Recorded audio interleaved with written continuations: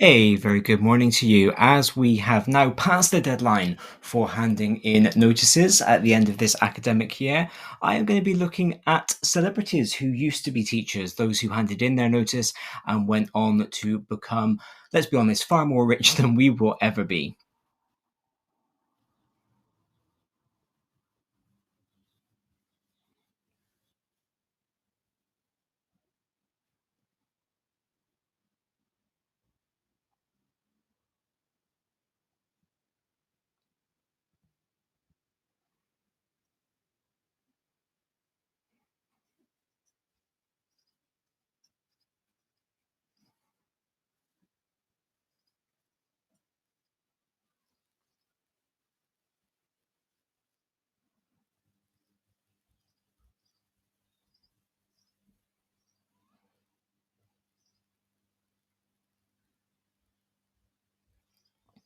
I am very happy to be back with you all this morning after a couple of weeks away.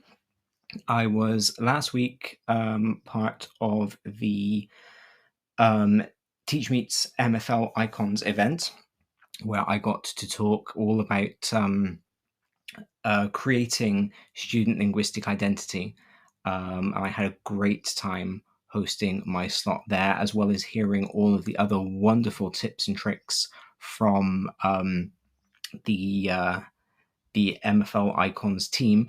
They are wonderful events. Teach Meets in general are wonderful events. It's a really good opportunity for teachers to get together to share ideas, um, to come up with what is ultimately best practice, because that is what we all want for our children, is to make sure that we are being the very best teachers for them that we can be. And the best way to do that is to share our knowledge. We know that. I've talked on the show before about how I am a social constructivist. I do believe that knowledge is socially constructed, that we take the information that other people have, that other people have synthesized, we synthesize it through our own worldview, our own beliefs, and we create something new, we create something better. And so I do very much rate Teach Meets for that, either kind of formally organized ones like the Icons team do, or even just within your own school. Getting together with your colleagues, with the people in your department, and sharing some things that are best practice. I think that is always a really, really good idea. So that's where I was last week, and hopefully any of my MFL teachers who regularly listen in, you joined in and you heard some of those great talks. The week before that, I was at uni. As I've said before, I'm working on my educational doctorate. So I had a university weekend in Reading, which I enjoyed very much. Again, for exactly the same reasons. It's really interesting to meet with other people, not just teachers, on my course. And so that's been really interesting to kind of consider what it means to be an educationalist, all the different types of people, the different jobs that come together in order to promote knowledge, in order to get our young people and our not so young people learning things. And that was really interesting too. I had a great weekend in Reading. So that's where I have been. I don't foresee any gaps in the schedule, at least from me now, until the beginning of July when I take my summer holiday. But that does mean that we have breakfast together for 6 or 7 more weeks yet, which is wonderful, at least for me. As I said before, I do like being here and I do miss it. I do miss it when I'm not. We are on half term now. Congratulations to everybody. This is one of the rare times in England where half terms overlap. Um, I kind of didn't realize this until I became a teacher. I guess because as a pupil in school, you don't really think very much about schools outside of your own area, unless you've moved around and you've got friends in schools in different places. So it never occurred to me that schools might have holidays at different times. Um, and so it wasn't until I went into teaching that I realized that not all half terms, not all Christmas holidays happened at exactly the same time. But of course, this is one of the rare ones that does, because it is designed to fit around the GCSE and A-level exams, which are now in full swing. So hopefully, I'm going to say hopefully, everyone who teaches is currently still in bed. And so I have a very small audience this morning. However, I know that not to be true because I've already been on Twitter this morning and I've seen lots of teachers lamenting the fact that they were up at 5-6 o'clock as normal, because it's funny how quickly our bodies get into habits, isn't it? And how difficult it can be to turn those habits off. And of course, so many teachers are pet people. If you have a cat, you certainly don't get the opportunity for a lie-in because the cat doesn't care that you are on holiday. It knows that it gets fed at 6 a.m. and so it will be ready at 6 a.m. to be fed.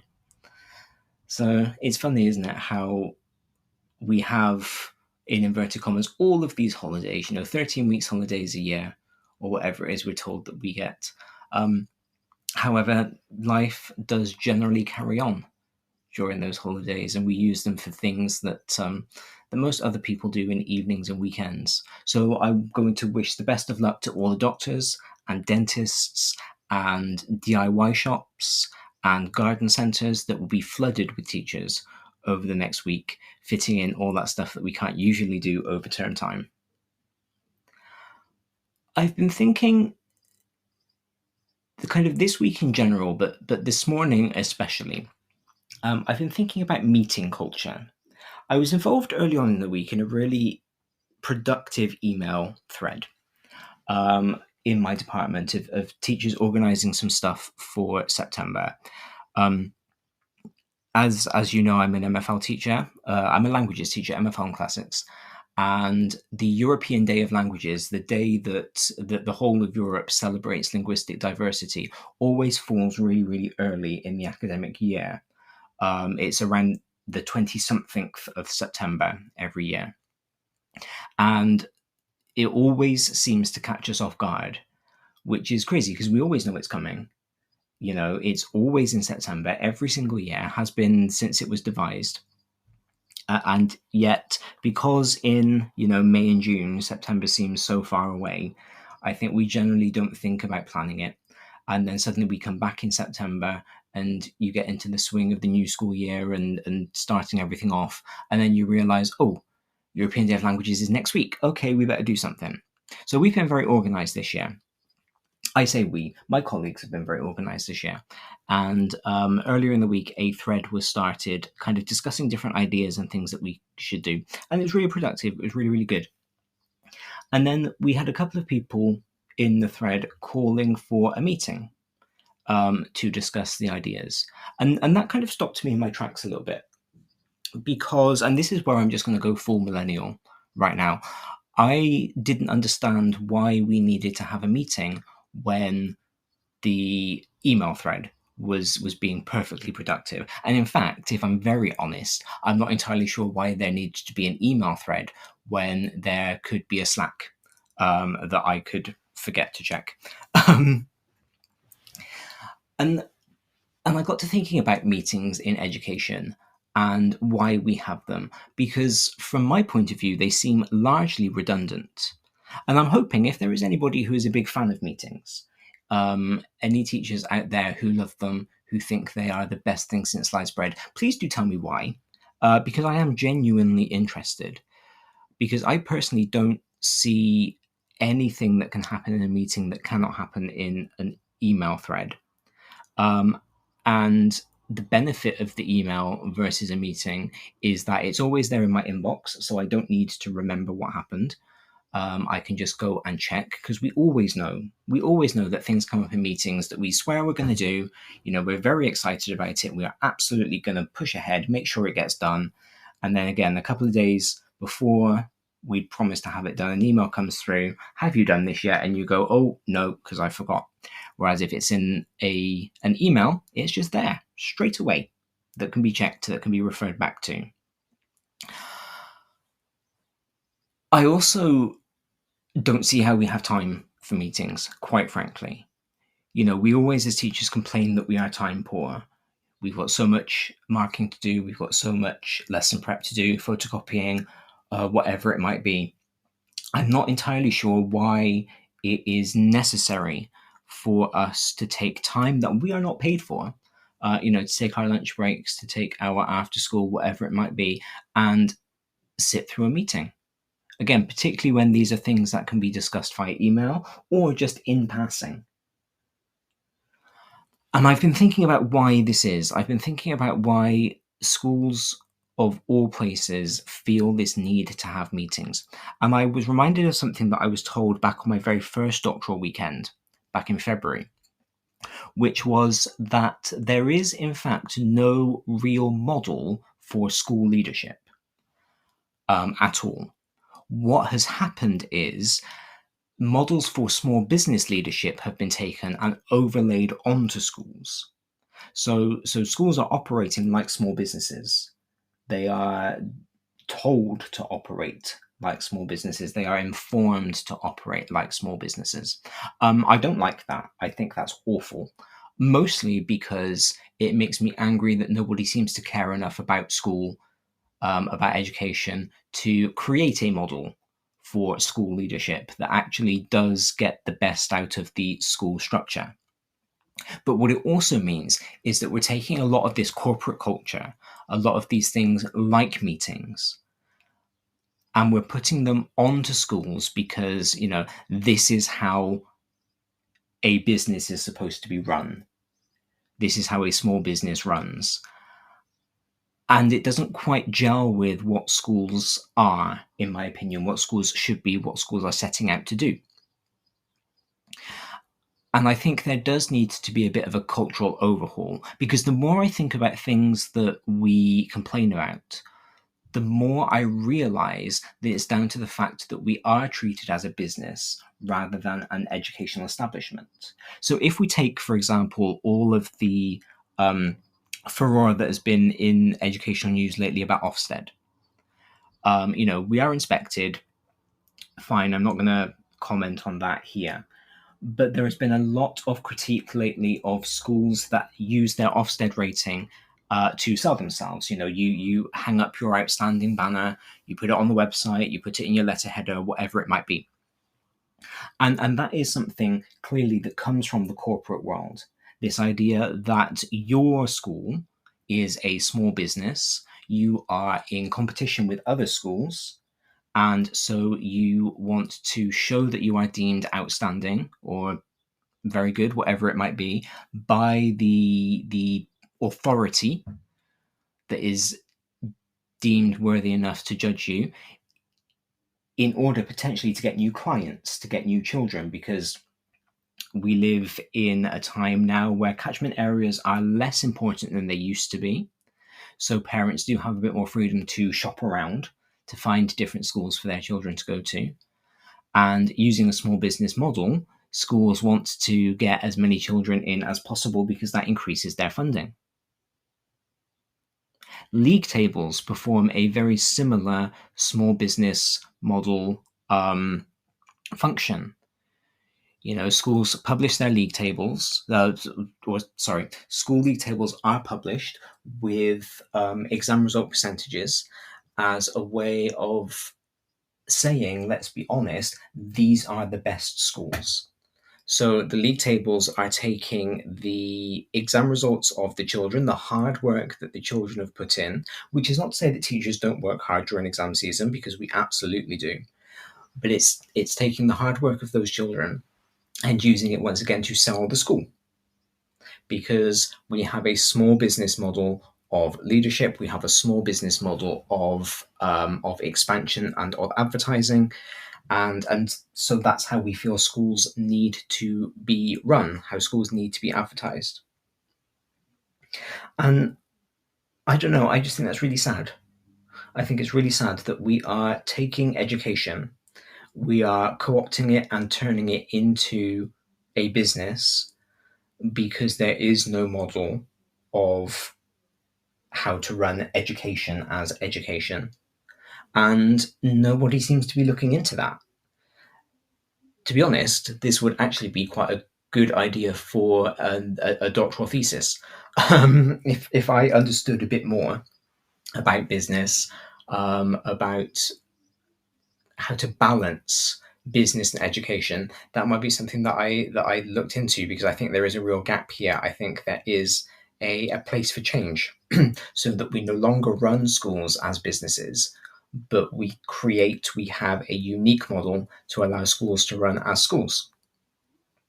But all that to say, I think this is where the whole meeting culture in schools comes from, because again, we are told to run our schools as businesses because there isn't another model, there isn't another way, and we know that businesses have meetings.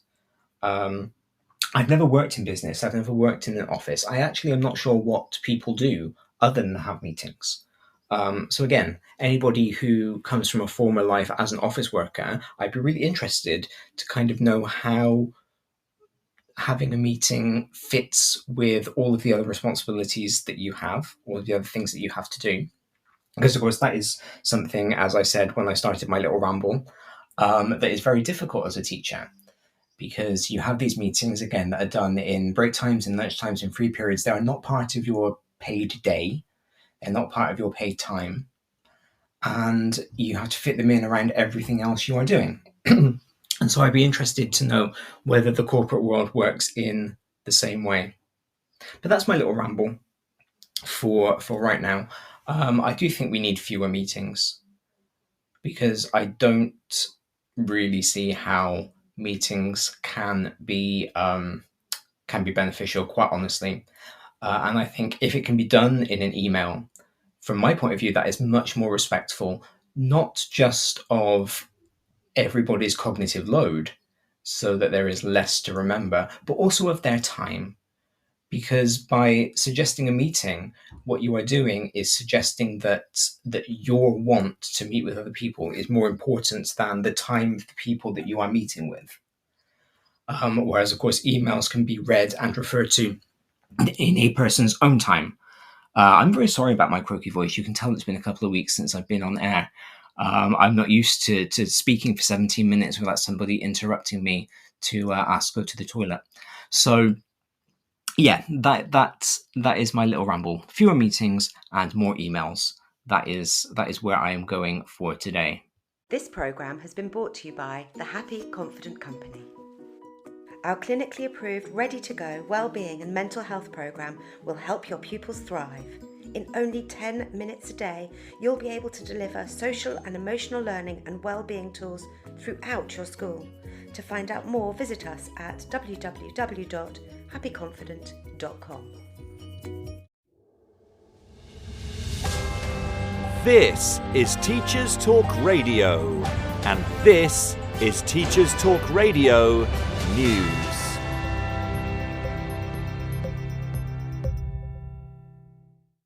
The BBC features a story on the lack of guidance for teachers and schools on the issue of how to support transgender pupils. The article on the news website highlights the fact that the government first promised guidance for schools in relation to transgender more than 5 years ago, but the Department for Education is only due to publish this term. The piece has been written by the LGBT correspondent and the LGBT producer, and it outlines the difficulty they have had finding schools who are willing to talk about transgender policies, describing it as almost impossible. They say the BBC contacted head teachers across England, but almost all were too anxious to be interviewed on camera, unwilling to draw attention to their schools or pupils who identify as trans or non-binary. Most head teachers who did respond to questions said that without guidance, schools were left to make their own decisions, with some saying this left them in a no-win situation and fearing that whatever they did, they would be criticised or even vilified. One head teacher did say that the schools wanted guidance and advice to help ensure they were making decisions in the best interests of the child. The article also referenced survey tool Teacher Tapp, which had asked almost 7,000 teachers about their experiences of supporting transgender pupils. About 8% of primary school teachers said they taught trans or non-binary pupils, compared to 75% of teachers in secondary. Just over half said they were not very or not at all confident about next steps to take if a child said they wanted to change their name, pronouns, or aspects of their appearance.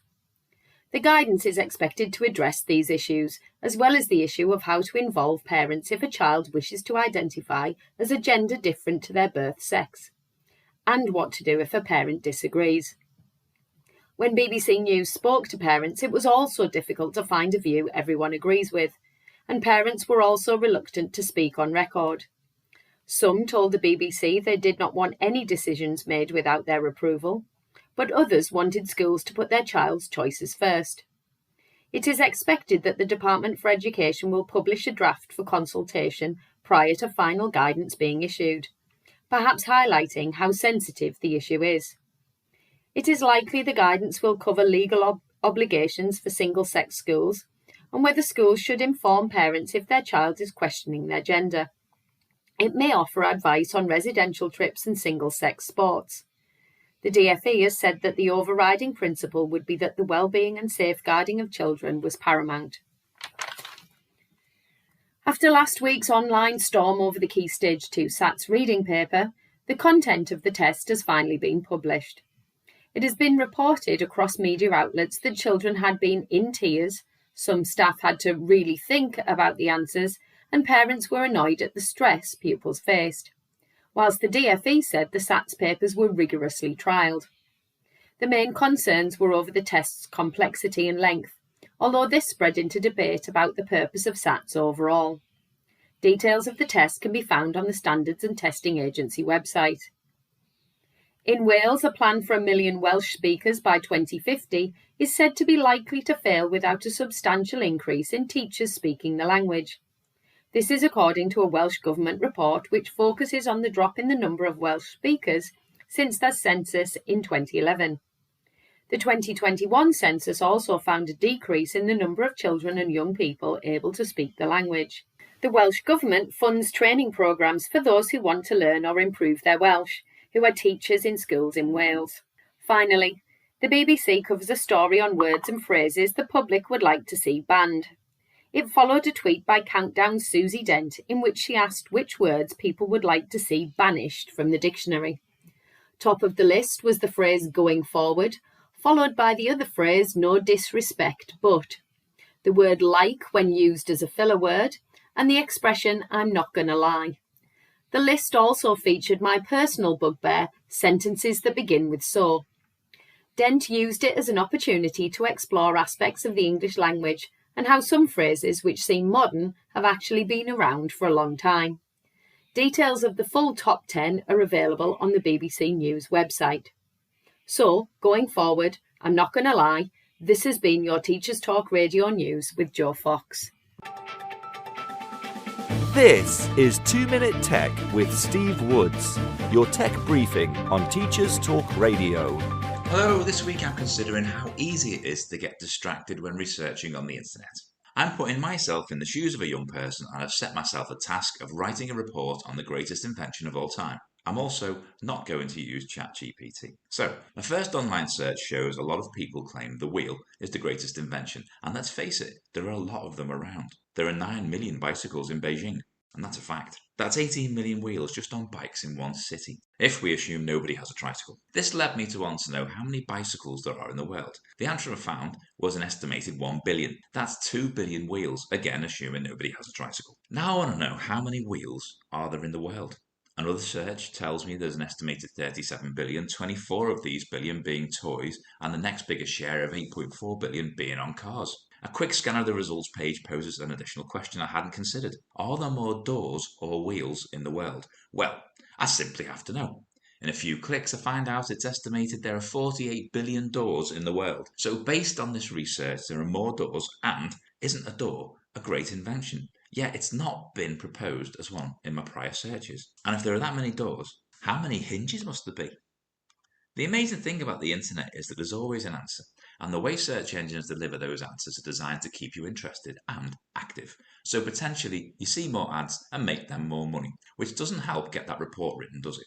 Does your school teach young people how to research effectively? Do our young people realise how much they are advertised at? I'd love to hear your thoughts. As always, why not get in touch at TC Radio Official. I'm Steve Woods, and that was 2 Minute Tech. 2 Minute Tech with Steve Woods, your tech briefing on Teachers Talk Radio. Let's just talk for a minute about like as a filler word. Because this, to me, as a linguist, is really, really interesting. Because I think the hatred of like as a filler word has a lot of misogyny behind it, quite frankly. Not that I am accusing anybody who doesn't like as a filler word of being misogynist, of course, but we have to have a look at how that word entered British English vocabulary. So it became very common in Britain for like to be seen through American media in the 80s. So in the 80s, a lot of American films that we received here in the UK were the kind of brat pack, young adult Valley Girl films. And a common feature of that lexicon, whether true or not, is the use of like as a filler.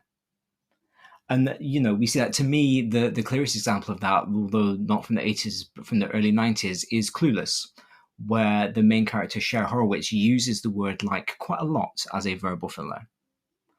That then, of course, it didn't become mainstream in British English vocabulary, but we started to have that association of the use of like as a filler with these archetypes of very overly feminine, usually portrayed as not the most intelligent women in the world or young girls in the world, depending on what media you were consuming, whether you were watching the films or the children's cartoons and things like I did in the late 80s and early 90s.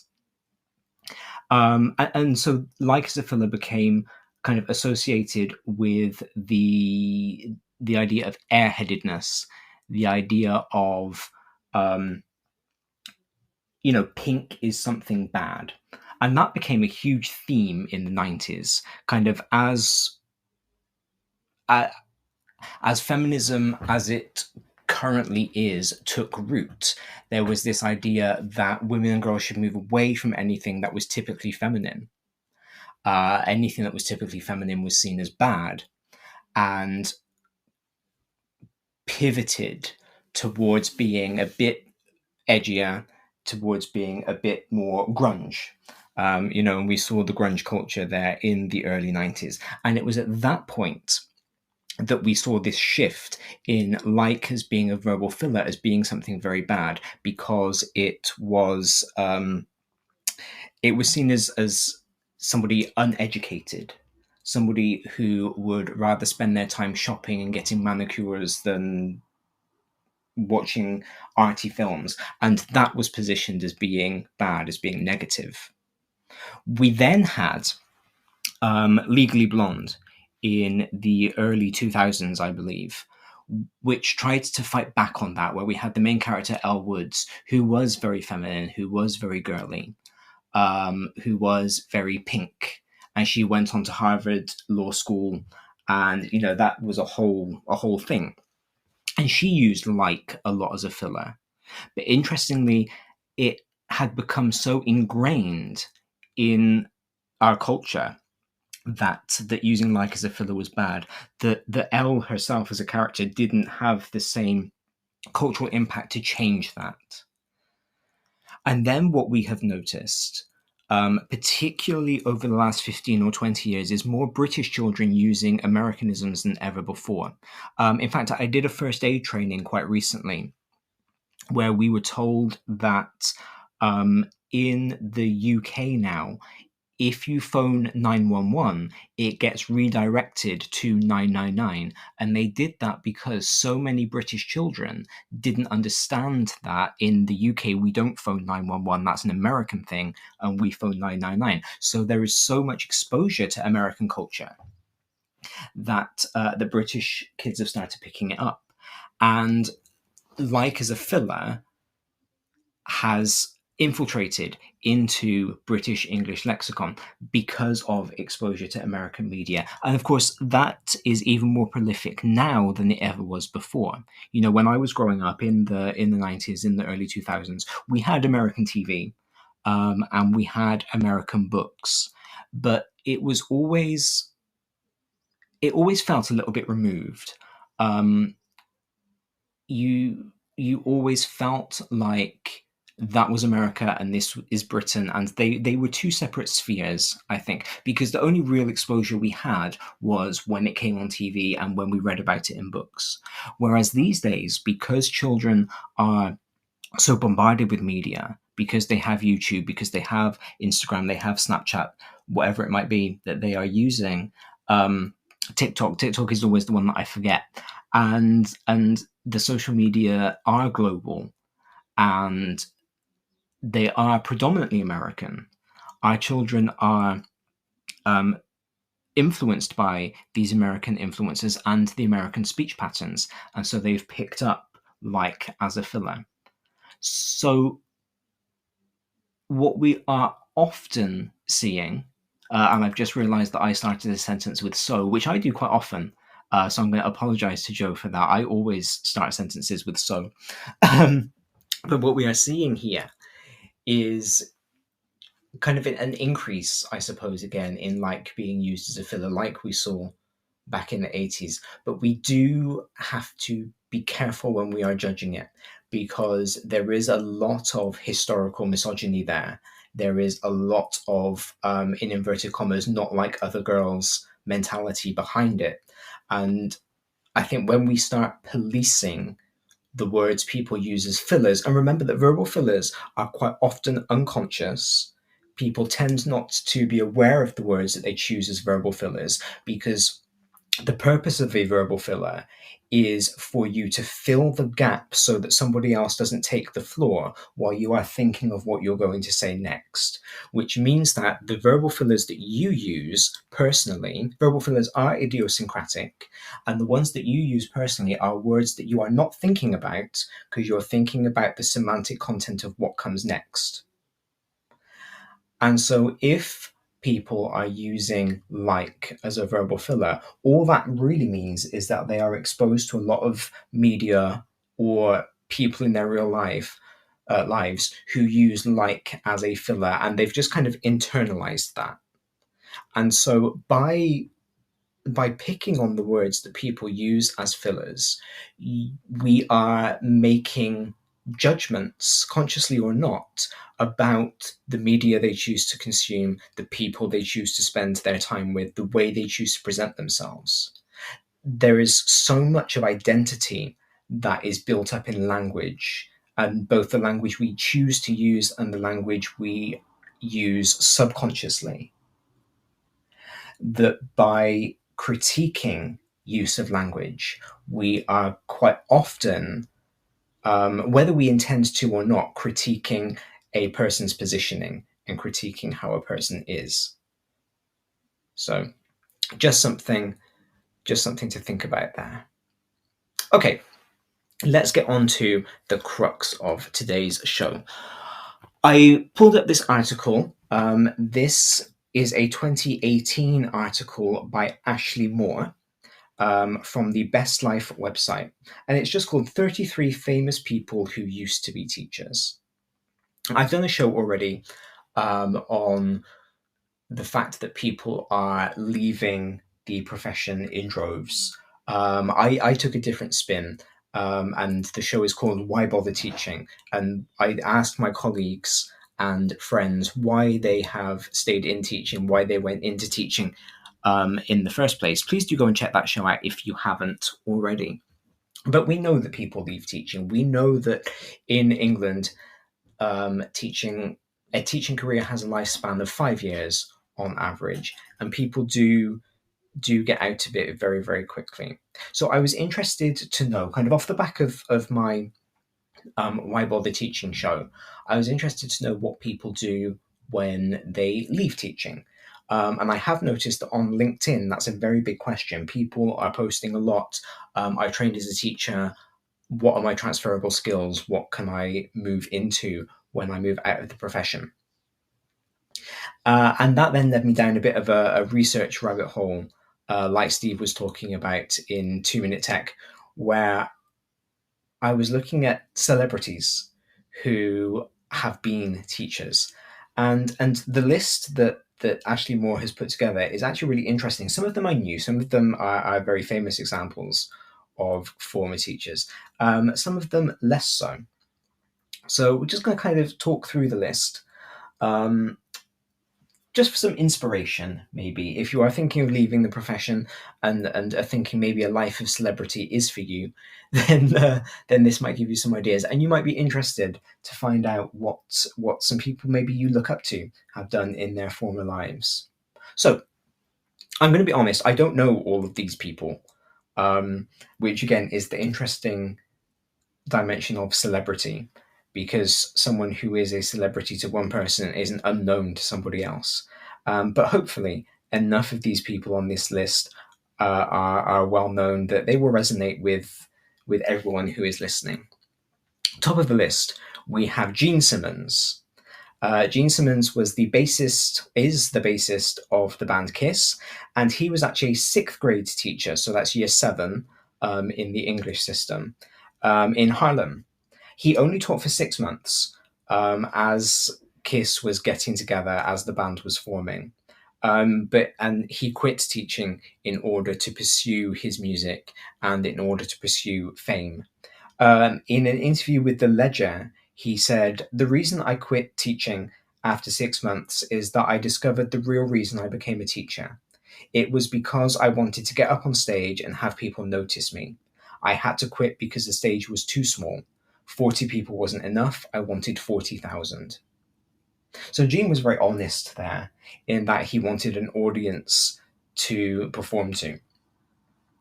And I suppose I can kind of see why teaching might be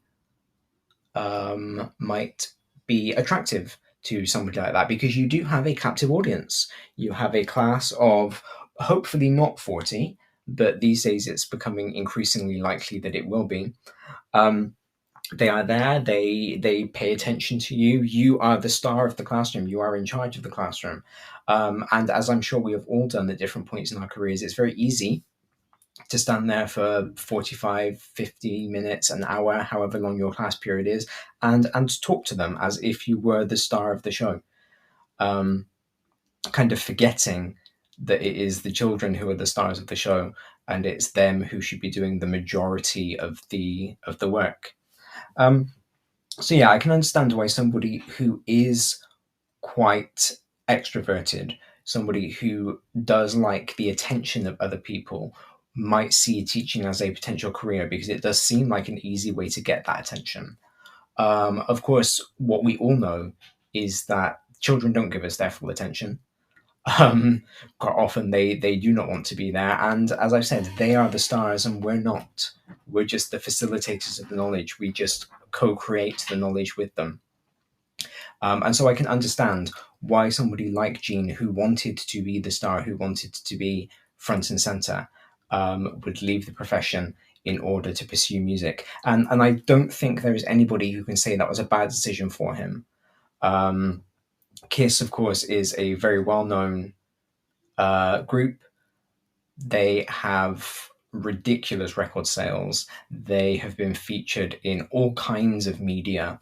You can buy action figures. You can watch Scooby-Doo cartoons featuring them. The merchandising alone is worth a lot of money. And so I think that does seem to have been a very good choice for him. Number 2 on my list is one Mr. Gordon Matthew Sumner, who is better known by his stage name Sting. He qualified as a primary school teacher and a football coach here in England. He quit teaching after his solo career began to gain traction. And this is something that is a common theme among a lot of the people on this list, is that they were teaching alongside doing something else. So Gene Simmons, as we know, was already a member of Kiss while he was teaching. Sting was already producing music while he was teaching. And so there are a lot of people here who have a side hustle, or for whom teaching was the side hustle, teaching was the day job. And then they left the profession to pursue the career they actually wanted. I must admit, I kind of admire that, because I don't know how they have time. How they had time to do what is a full-time job, even when you are a part-time teacher, as a side hustle while pursuing other things. Clearly, they had very good time organization skills. Sting, however, has not left his teaching past behind. He is still very passionate about raising teacher salaries. He acknowledges that teaching is one of the most important and underpaid jobs. And he very much is still fighting for teachers' rights, which is always very nice. Third on my list is Miss J.K. Rowling, who taught English as a foreign language in Portugal prior to writing Harry Potter. There are all kinds of documentaries, podcasts, books about her life, so we don't need to go into too much detail here. It would just be rehashing things that everybody already knows. But again, she was writing whilst being a teacher. So we've got somebody else who had a side hustle while teaching, and was then able to spin that off into being a very successful career. Back in the 1960s, a young man called Sylvester Stallone was attending the American College in Switzerland. And while he was going to the college, he taught PE on the side in order to earn a little bit of extra spending money. Anyone who has been to Switzerland will know that it's a very expensive country. It is, in fact, I think, one of the most expensive countries to live in the world. And so I'm sure even in the 1960s, it was very necessary to have that extra money in order to live, really. But that was one that surprised me. It didn't surprise me that he was a PE teacher, but did surprise me that he had been a teacher, because I just kind of assumed he had gone straight from his studies into acting. Going back in time a little bit, Alexander Graham Bell, the creator of the telephone, was in fact inspired to make the phone by his work teaching deaf people. He taught in Connecticut, and in fact, even when he had finished, other way around, even when he had created the telephone, so that was in 1876, he insisted on teaching. He moved into private tuition, and he taught one-to-one, and one of his tutees, one of his students, was in fact Helen Keller, who, of course, is famous for being, I believe, the first blind deaf person to graduate with a university degree.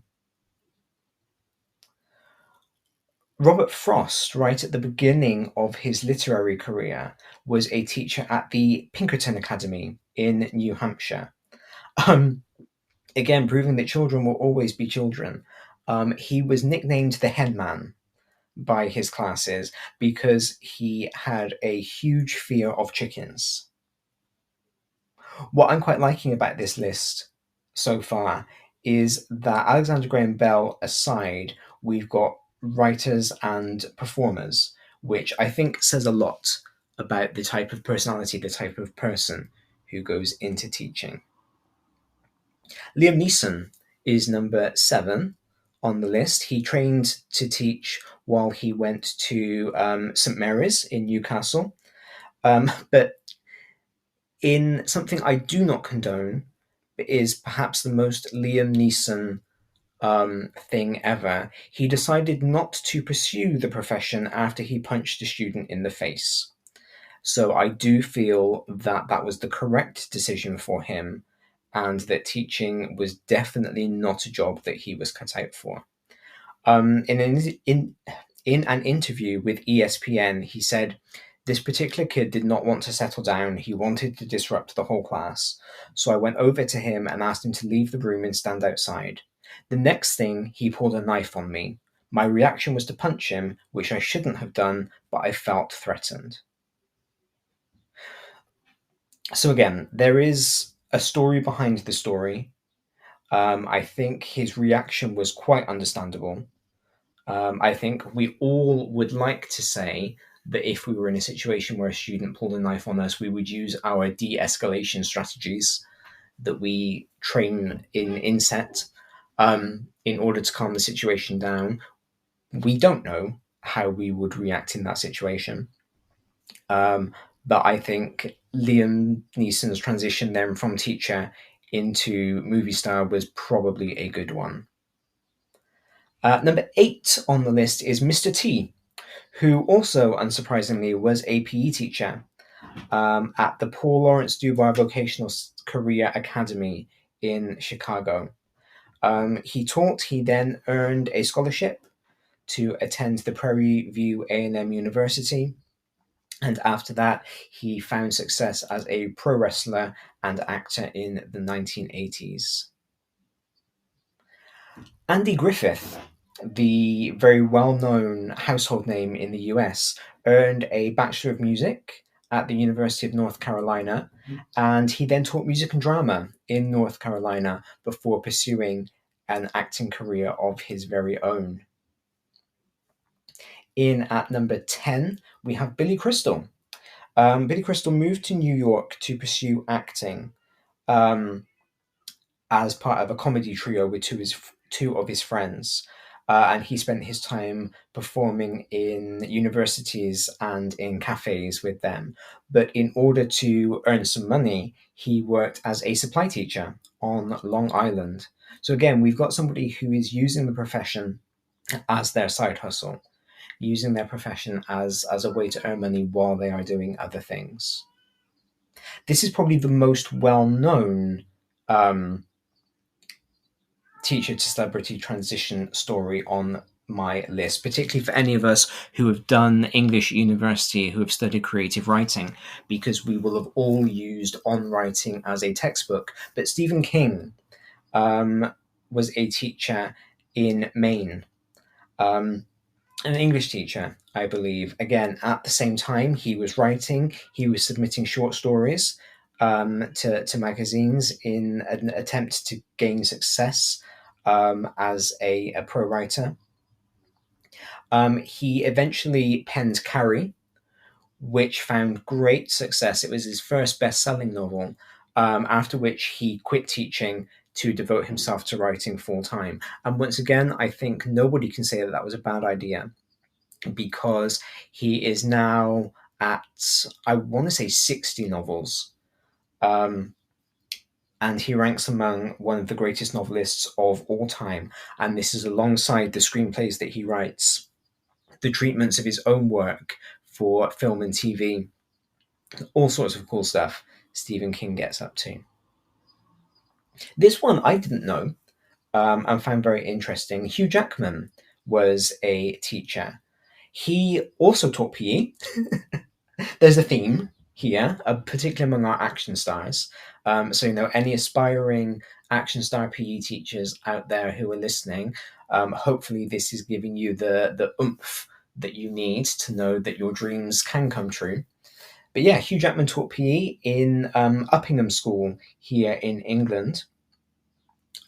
He actually still recognizes some of his old students. During an interview, he said that he wanted to know how this student's PE is progressing. It's very important to me. And I think that's quite nice. It is nice when you bump into old students.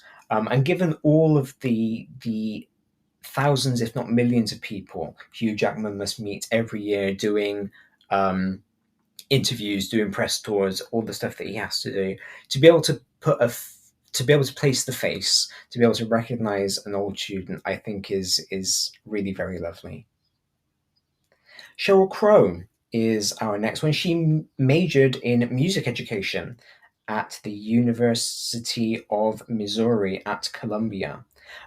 She taught music at an elementary school before moving to LA to pursue her solo career in 1986. Now, this is quite interesting because I saw an Instagram reel of an elementary music teacher in the US.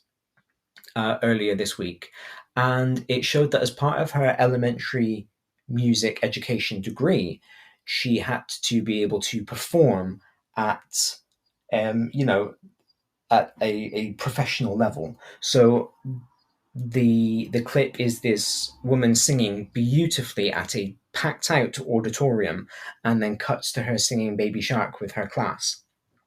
And I think quite often that's something people forget about us, is that we are highly skilled, not just pedagogically, but also in our specialisms, in the subjects that we find most interesting. We have a lot of knowledge, we have a lot of talent. And as I said on the show a couple of weeks ago, part of our talent is making the things that we are extraordinarily good at accessible for beginners. And sometimes I think it can get lost along the way exactly how good we are in our specialisms, because the point of us is to make it accessible. And quite often in making things accessible, hopefully you make it look easy. Jon Hamm is next on our list, star of Mad Men, star of Unbreakable Kimmy Schmidt. He took a job as a drama teacher at the John Burroughs School. While there, he actually taught Ellie Kemper, with whom he would go on to star in Unbreakable Kimmy Schmidt, and he became close friends with Paul Rudd. Number 15 on our list, so not quite halfway yet, we have Mr. Eric Arthur Blair, who is known to most by his pen name George Orwell. He taught in West London while he was working on his novel A Scullion's Diary, which is all about the times he attempted to have himself arrested. So, again, somebody who these days would not make the cut, I think, onto a teacher training program, but who did teach before gaining a lot of success as an author. When Hillary Clinton moved to Arkansas in 1974, she secured a job at the University of Arkansas teaching criminal law, where she was one of only 2 female members of the faculty. So making strides there, not just in terms of showing off an education and showing off knowledge, but also in terms of women's rights and expanding the view of what women can and should be doing. This programme has been brought to you by the Happy Confident Company. Our clinically approved, ready-to-go wellbeing and mental health programme will help your pupils thrive. In only 10 minutes a day, you'll be able to deliver social and emotional learning and wellbeing tools throughout your school.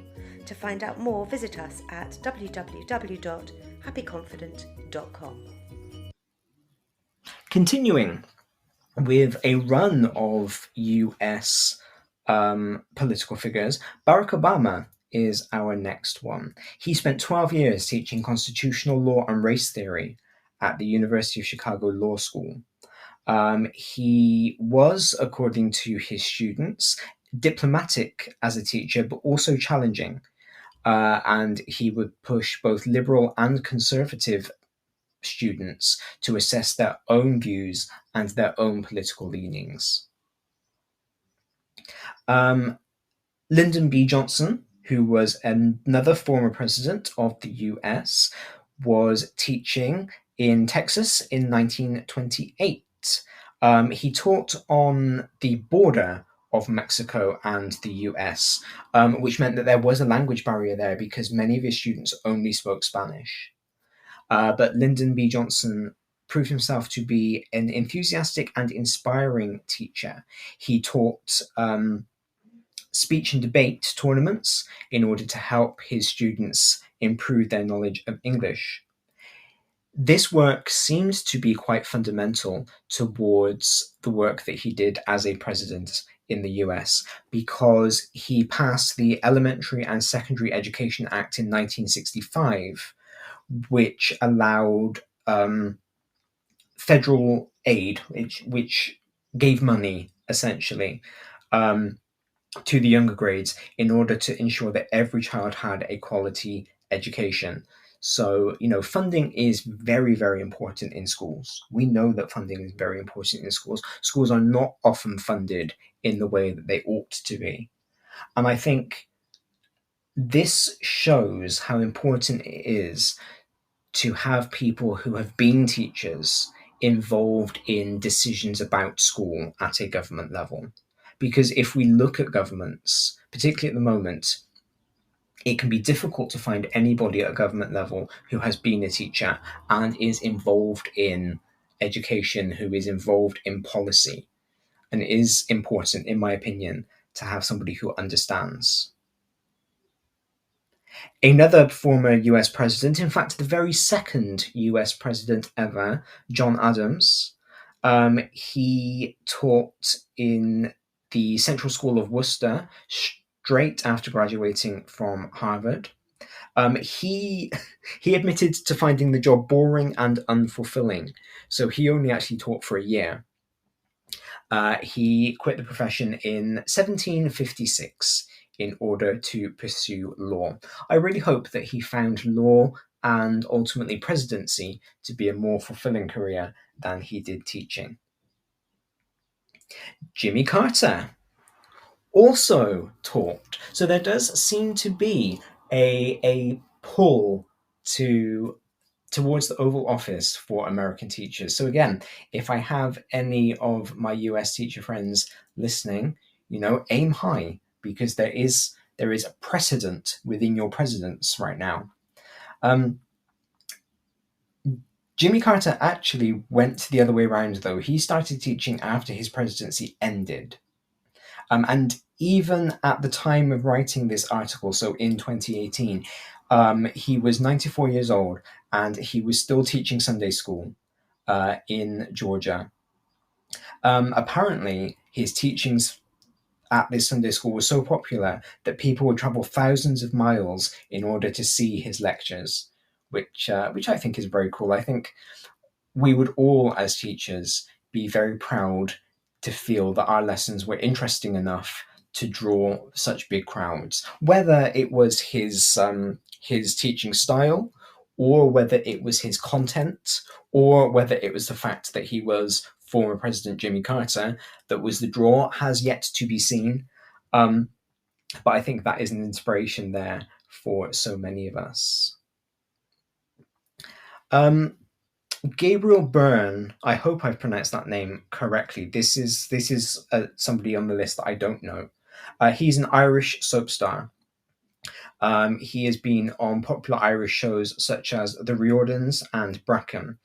And he was a Spanish and history teacher in Dublin. Brian May is the next star on our list. One of the most prolific guitarists, of course. The lead guitarist of Queen. He taught maths in Brixton in London before he found success as a musician. He is, of course, Dr. Brian May, very, very clever man, very intelligent man, which hopefully goes on to dispel a few myths. Of course, most pertinent for us is the myth of those who can do, those who can't teach. Because he did and he taught, but also this idea that people go into the entertainment industry because they can't do something else. It's very much proving to us right here that these people can, these people do, and they then choose to pursue something else. I quite liked this one because this was another one that I didn't know before researching the show, but it's very interesting to me. Dan Brown was a teacher. He was initially interested in being a musician. And so he, like many US residents who want to move into the performing arts, he moved to Hollywood. And in order to earn some money, so again, teaching is a side hustle here, he taught classes at the Beverly Hills Prep School. Later, while he was becoming a writer, he taught English and Spanish in New Hampshire.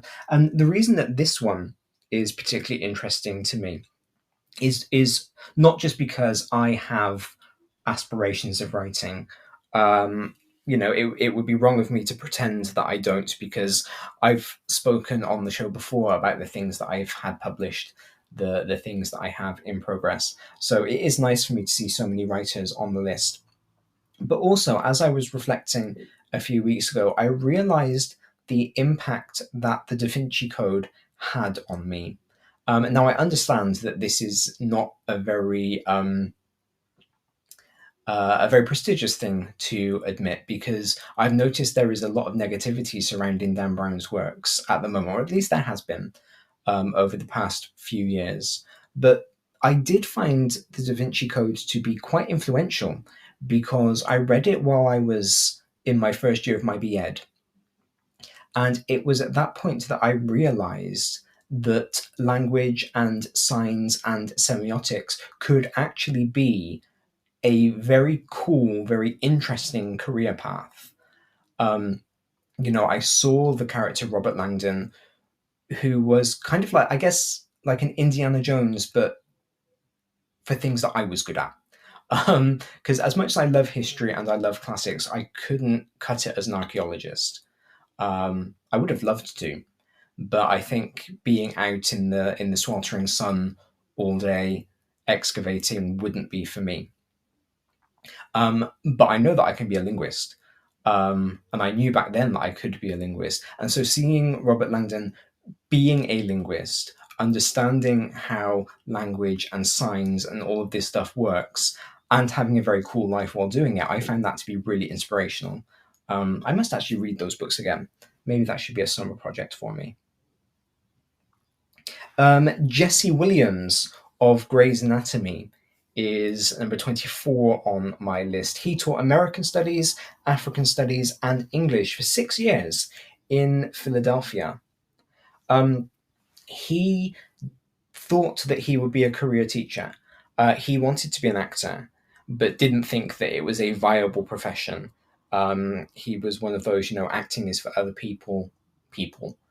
And so he was committed to being a teacher. He taught for 6 years before getting his big break in the acting world. Roberta Flack has a star on the Hollywood Walk of Fame. She is a critically acclaimed singer and songwriter. She taught music and English. I'm really hoping that this is giving inspiration not just to my PE colleagues, but to my English colleagues as well. She taught in North Carolina, straight from graduating Howard University when she was 19. So that would have probably put her at the same age as many of her students, which I'm sure was a very unique, very interesting experience. Because, again, I trained as a primary school teacher. My very first placement was in a year 6 class. I was 18 or 19. So I was only kind of, 7 or 8 years older than the kids I was teaching. But because of that developmental difference, they were 11, I was 18, I felt like I was much older. I didn't feel like the adult in the room. I felt like the class teacher was the adult. But I understood, I did feel like an authority over the young children that I was teaching. So I can't imagine what it would have been like to go in and have to be the authority figure over people who are the same age as you. I think at the age of 19, that was probably quite intimidating. Number 26, we have lead singer of the band Vampire Weekend, Ezra Koenig. He graduated from Columbia. He then went into the Teach for America program, which takes teachers and places them in some of the most deprived or most difficult schools in the US. And he taught as an 8th grade teacher in Brooklyn before becoming the lead singer and I believe songwriter of a very, very well-known alternative band. 27, we have Chris Christopherson. Again, somebody that I don't know, but a country music singer who started off in the army, where he had a very promising career, apparently. He then took a job teaching English at West Point, but then he turned it down. So I don't know whether he actually taught or whether he just kind of changed his mind after accepting the position. But he moved in 1965 to Nashville in order to pursue his music career. Well known to many of the students we teach in the UK. So again, if you are an English teacher and you didn't know this, it might be worth pointing out when you teach Lord of the Flies. But Sir William Golding was in fact a teacher of English and philosophy in Salisbury. He stopped teaching in 1940 in order to join the Navy, and then in 1954 he wrote Lord of the Flies, which I think has been on the English syllabus for as long as it has been a book. And for good reason. He did win the Nobel Prize for Literature off the back of that book. So it is one that is very much worth studying.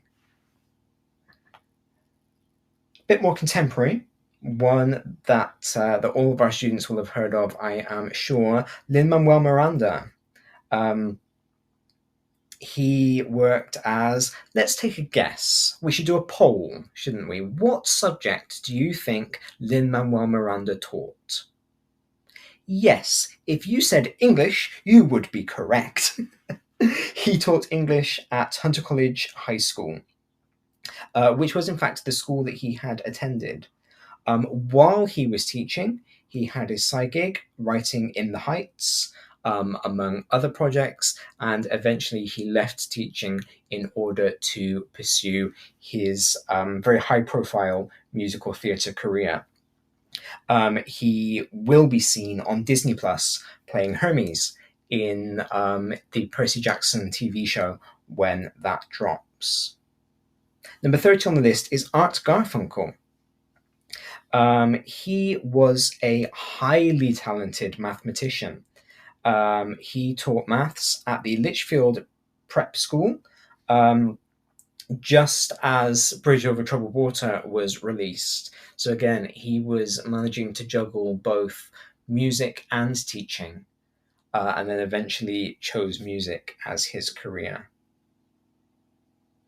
In at number 31, Maya Angelou. But again, she actually taught after becoming famous. Maya Angelou achieved critical acclaim for her work, I Know Why the Caged Bird Sings. She then taught at Wake Forest University from 1982 through to 2011. And her motto, and I quite like this, was that she was not a writer who teaches, but she was a teacher who writes. And I like that because it shows where her priority was. I've discussed before on the show that I think anybody who writes for children is a teacher, because anybody who writes for children is extolling messages out to them through media that they consume. And it is always interesting then to see kind of which way round people consider themselves to be.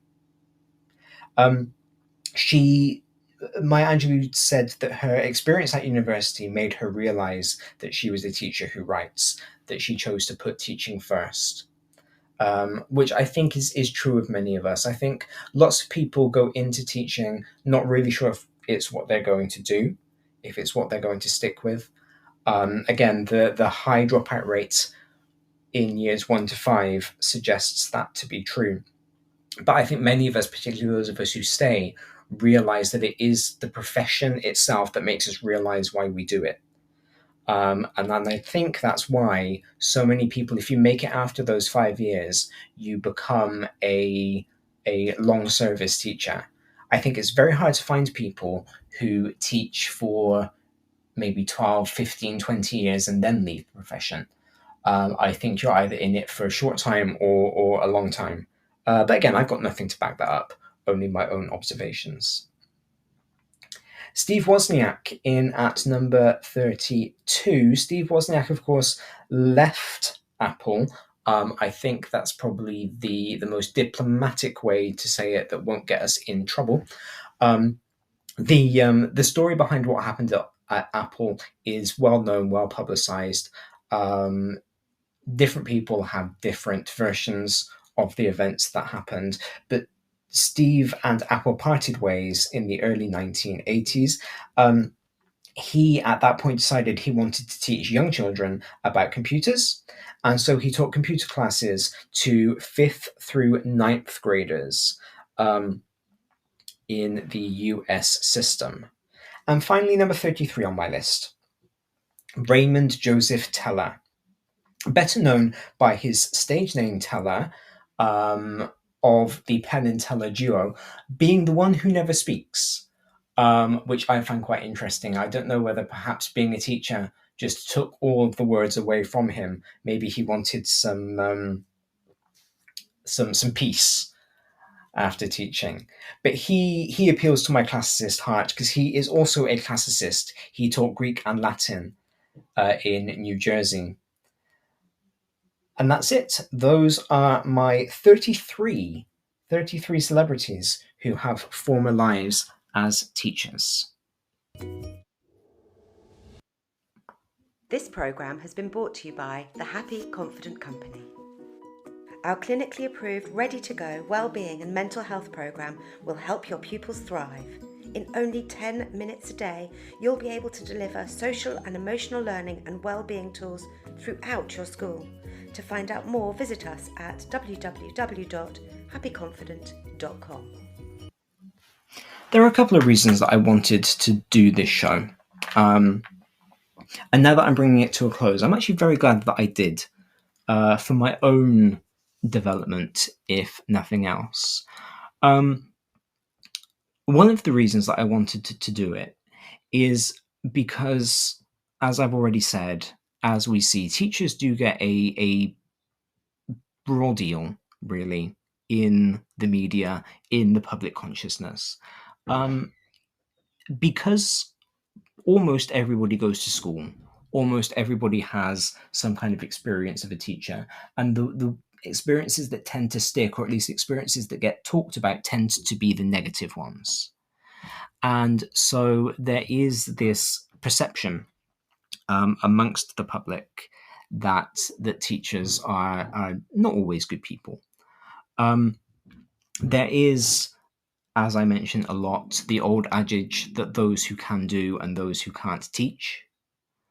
And there is the fact that we are famously low paid for the education that we have, the education that we need to go into our job, all of which kind of works against us in the zeitgeist.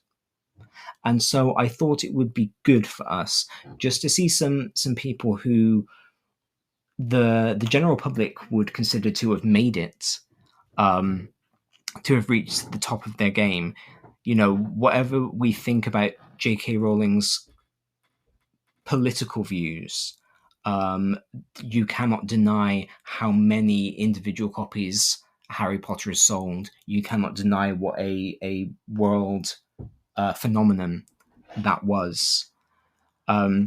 Sylvester Stallone, one of the biggest action stars that we have seen. Stephen King, such a prolific writer. Hugh Jackman, such a range of talent, you know, going from Wolverine into musical theatre without missing a beat. These are all very talented people, very clever people. When we look at Hillary Clinton, Barack Obama, Lyndon B. Johnson, John Adams, all the people who went into law and into politics. And so I think it's quite good for us to remember that while we might not always get the recognition we deserve, we do count amongst our ranks very clever, very talented people who, had they chosen to remain in teaching, probably would have been very successful in the career.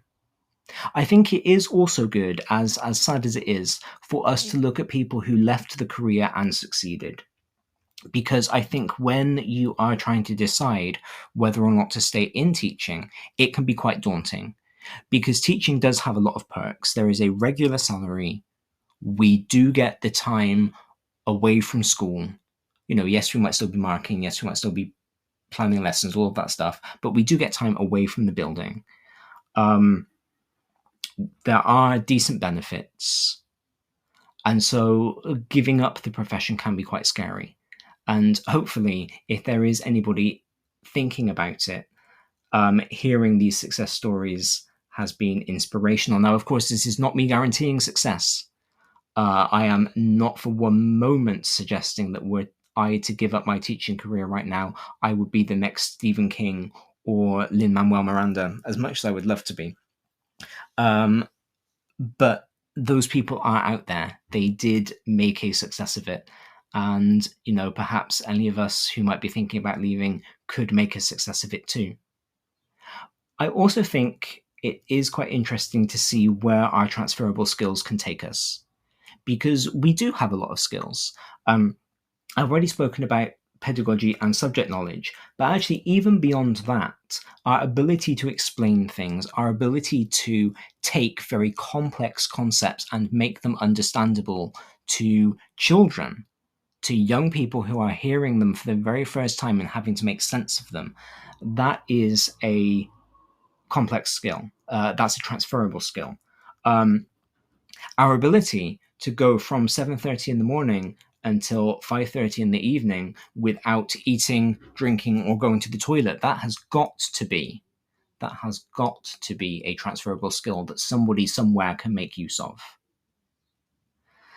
Our knowledge of photocopiers and how to unjam them, how to change toner, all while marking and teaching all at the same time, that must also be transferable.